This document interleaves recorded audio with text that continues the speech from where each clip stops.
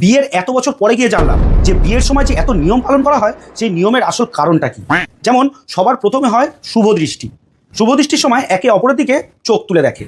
একটা ছেলের জীবনে কিন্তু ওটাই প্রথম আর শেষ বউয়ের দিকে চোখে চোখ রেখে তাকানো, কারণ তারপরে যদি কোনো বর তার বউয়ের দিকে চোখ তুলে তাকায় তাহলে তার চোখই গেলে নেবে।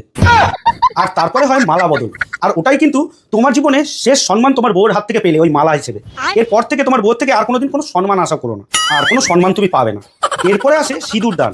মানে বউকে যখন সিঁদুর দান করা হয় তখন কিন্তু ছেলেরা বউর দিকে তাকায় না, না তাকিয়ে এরকম ভাবে কিন্তু সিঁদুরটা দান করে। এর মানে কি? এর মানে হলো যে নিজের ভুল যাতে নিজে না দেখতে হয়।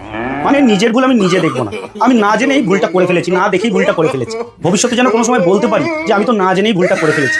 এরপরে আসে কাল রাত্রি। কাল রাত্রি তো ছেলে মেয়ে একই বাড়িতে থাকে, কিন্তু এক বাড়িতে থাকার সত্ত্বেও একে অপরের মুখ দেখে না, দেখতে পারে না। এটা নাকি নিয়ম নেই, কারণ তুমি তো না দেখে তুমি বউটাকে নিয়ে চলে এসেছো। এরপরে তোমার জীবনে কিন্তু এই দিনটা আর ফিরে পাবে না। সেই জন্য তোমার জীবনের শেষ দিন, শেষ আনন্দের দিনটা তুমি আনন্দ করে কাটিয়ে নাও। এরপরে আসে অষ্টমঙ্গলা।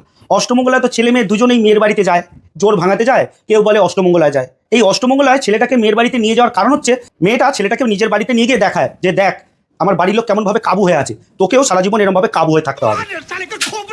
এরপরেও অনেক সংসারে কিন্তু অশান্তি লেগে থাকে।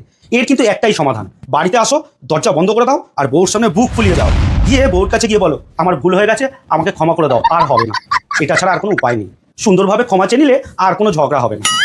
আর এরপরেও যদি বাড়িতে খুব বেশি অশান্তি হয় তাহলে বউকে সংস্কৃত শিখিয়ে দাও, আর নিজেও একটু সংস্কৃত শিখে নাও। কারণ এরপরে যখন বাড়িতে ঝগড়া হবে তখন পাড়া প্রতিবেশী ভাববে যে বাড়িতে ঠাকুরমশাই মন্ত্র পড়ছে আর বউ অঞ্জলি দিচ্ছে। বিয়ের আগে ছেলেরা বিসর্জনে কিরকম নাচে দেখবে, যা নাচার এখন নেচে নাও বিয়ের আগে, কারণ বিয়ের পরে বউর কথাই নাচতে হবে, না নাচলে জোর করে নাচাবে। আসলে ছেলেদের লাইফ সবসময় রিস্কে ভরা থাকে, ছেলেরা সবসময় রিস্ক নিতে জানে, আর এই জন্যই ছেলেরা বিয়ে করে, কারণ যেখানে রিস্ক আছে সেখানে ইস্ক আছে। বিয়ের পরে বাড়িতে অশান্তি হলে দেখবে বর কিছু বলে না, সবসময় বউরাই বলে, আর বর শুধু তাকিয়ে তাকিয়ে দেখে আর মনে মনে ভাবে। কি ভাবে জানো তো? মনে মনে এটাই ভাবে যে এই যে ভুল আমি করে ফেলেছি এ আর জীবনেও শুধরানো যাবে না, আমার ক্ষমতা নেই এটা শুধরানোর, যা ভুল করেছি এর প্রায়শ্চিত্ত আমাকে এইভাবেই করতে হবে। এখনকার জেনারেশনে যেসব ছেলেমেয়েরা রিলেশনে আছে, কোনো ছেলে যদি তার গার্লফ্রেন্ডকে একটু জোর গলায় কথা বলে তখন দেখবে তার গার্লফ্রেন্ড এমনিতেই মন খারাপ হয়ে যায় আর চোখ থেকে জল চলে আসে, কেঁদে ফেলে। তখন গার্লফ্রেন্ড বলে কি হলো, তুমি আমাকে ওরকম ভাবে কেন বলছো?